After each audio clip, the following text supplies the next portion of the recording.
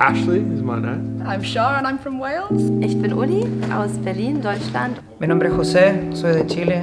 Moi c'est Bart, je suis français. Me llamo Catalina, soy de Argentina. I'm Harry and I'm from England. I'm Matthew, I'm from Melbourne. 我的名字叫李丽芳 Lily. Ich bin Luna aus Deutschland, obviously. Je m'appelle Jan. Valentina. Konrad. George.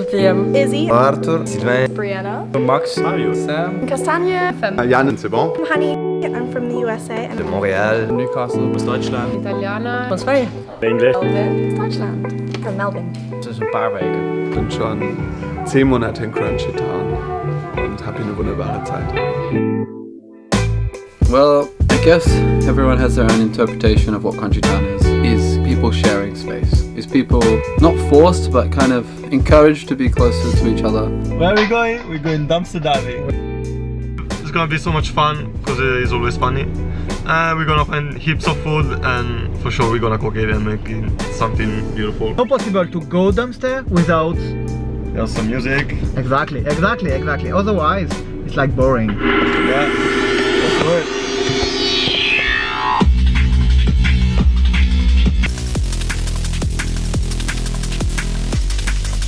Dumpster diving came about with a conversation with me and another guy. We heard about it, we'd try it, we'd go out and just go check local supermarket bins. And it turns out it was much easier than what we thought, you know. To find that you can get free food so easily it's stupid not to do in a way. And also it's just terrible to see so much waste in the food industry. They throw out more than a third of the food that they produce gets thrown away. So why not, you know? Alright. Let's see what we can eat. Making a snack because like I'm starving. I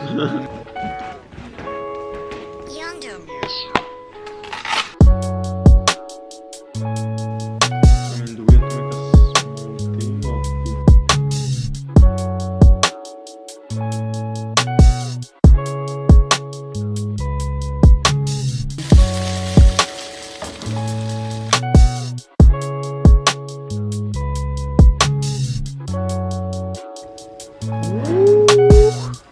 Time to hit.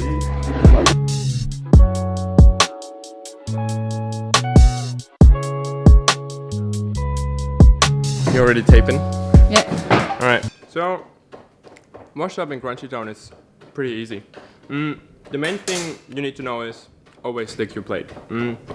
It's one of the main reasons to save water, because the plate is already pretty clean. You take a brush and do it in the first water. Give it a little scrub, nice and clean. Just give it a rinse. The most important thing to save water is always to shake that plate. Shake. The next one is with soap.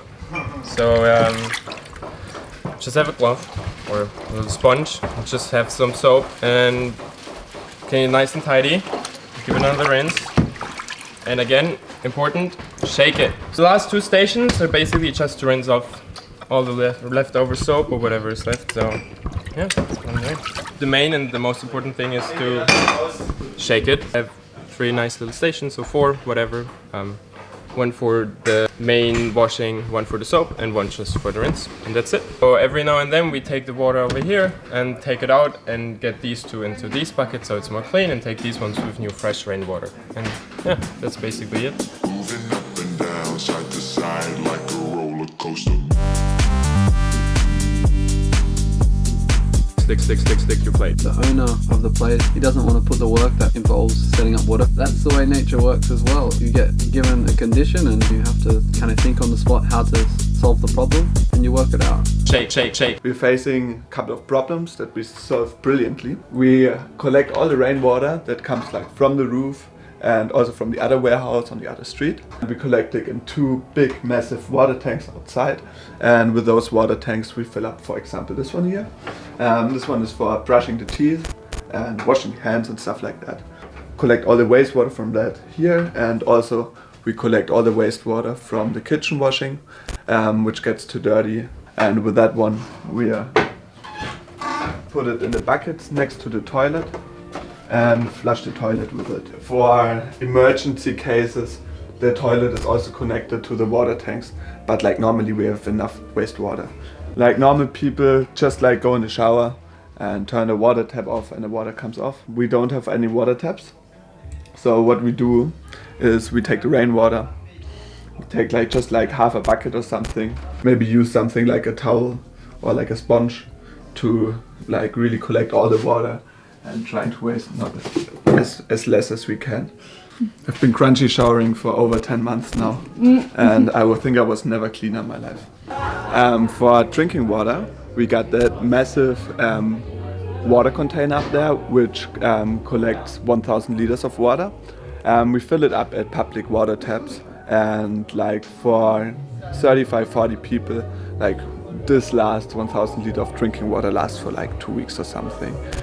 For cooking, for everything. It's also connected here to a water pump, and we use another big water container which has the same size. Pump it from the other water tank into this water tank. And the only problem is to keep this one as isolated as we can. That's why all the carpets are up there.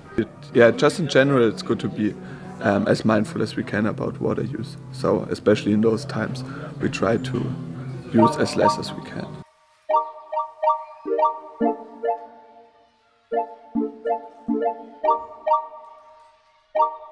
Hello! Welcome to the Crunchy Garden.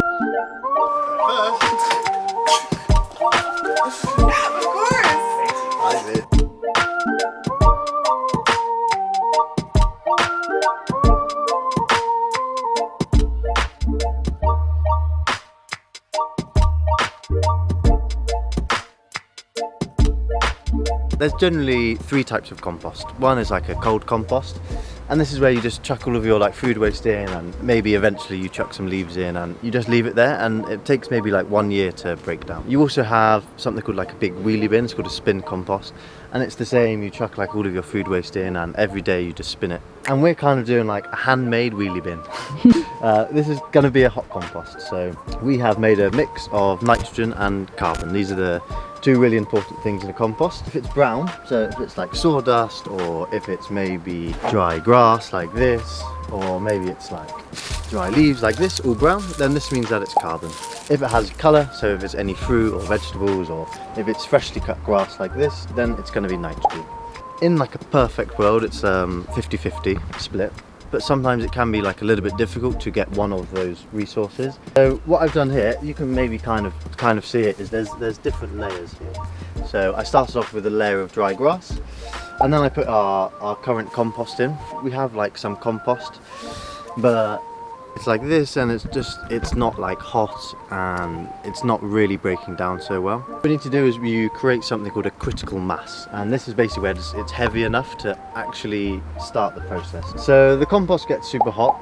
It needs, I always say, like we prepare it so that the bugs and stuff like that can come and do their job. So if we have a nice little balance and we give it oxygen, then microbes are going to start coming along and start eating this. And I was trying to think of a way to explain this. Imagine if we have like lots of humans in a really small space, and you all start moving around and doing this and eating everything. Then it gets really, really hot if you're in like in a closed room, right? And effectively, this is exactly what's happening in there. There's just so much life and activity going on that it gets up to a very, very high temperature. Sometimes it can be like 70 or 80. And so as I said, because we're trying to make it like a really inviting place for bugs to come along, so we need stuff to be fresh, stuff that they can actually process. So with cooked food, when you cook something, it loses lots of nutrients, and it also becomes a little bit acidic. Lots of bugs don't like acidic. For example, if we put like 1 plate of cooked rice in here, it's not going to make a big difference. But if you're constantly putting cooked food in there, it's just that nothing happens. Like we would come here tomorrow and I would open this up and it would just be cold.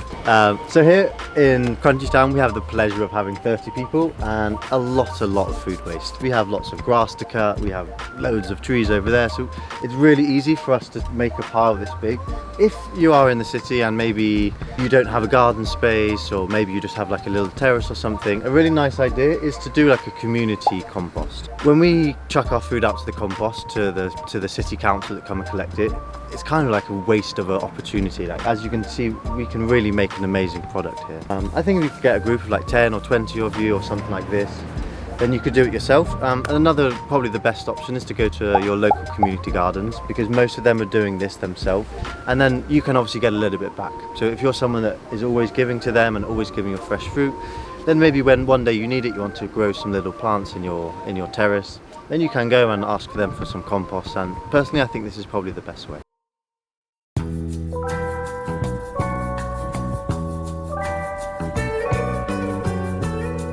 So, CrunchyTown workshop. I have finally let you love me.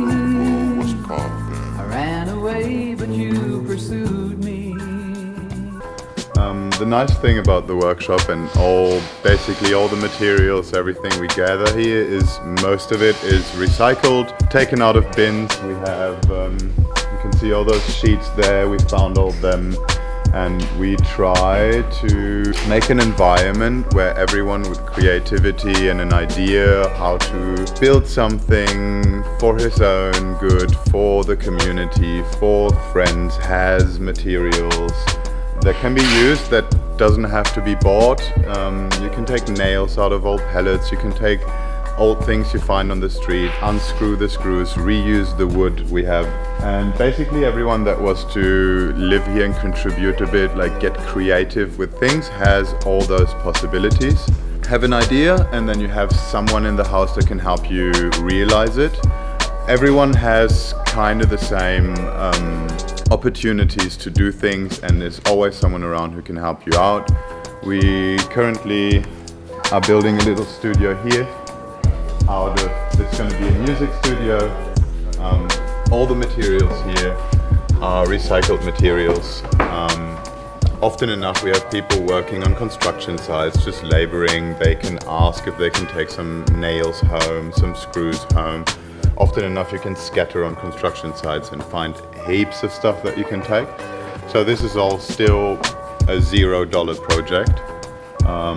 Same with most of the other things here.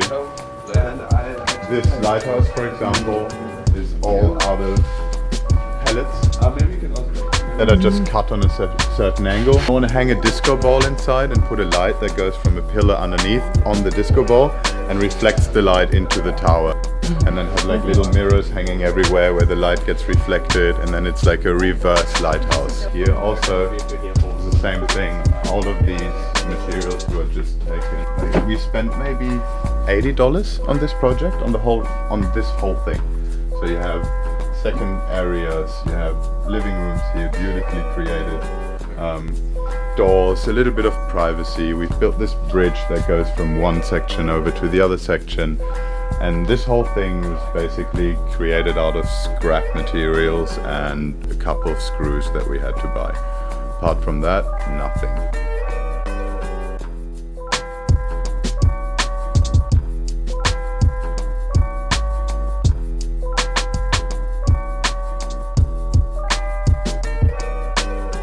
Hello, my name is Luis. This is our beautiful custom room for parties or events, or sometimes just when they feel like wearing something else. For example, I could go here at any time of day and just pick something out of, this will not fit me, okay. Pick something nice out of the custom room and make sure that I bring it back at some point. In the front area you can see that we got a huge collection of bags, shoes and different accessories. All of this stuff here was bought or found from Crunchies in the past, because a lot of people rotate in this place, so there's always stuff that is just staying here because people don't want to travel with a lot of luggage. So we always need to fight with the new stuff that we get and really just take the stuff that we want to keep. We've got different systems, shelf systems with stuff from skirts to swimming wear, the craziest hats that you can imagine. Like, I've never seen stuff like this in my life before. I never had the option to just get dressed up in any different way that I could want. I think this is a huge benefit of the place, because people can really go out of themselves and experiment what their taste actually is. And this place is giving a lot of people freedom, because you also see men wearing skirts at some point. They just want to try it out, something that you would never do at home. Or bullshit like this, for example. What the fuck? Like, we should get rid of this thing, because just bullshit. For example, I found and brought to CrunchyTown because traveling with something like this is just a pain in the ass.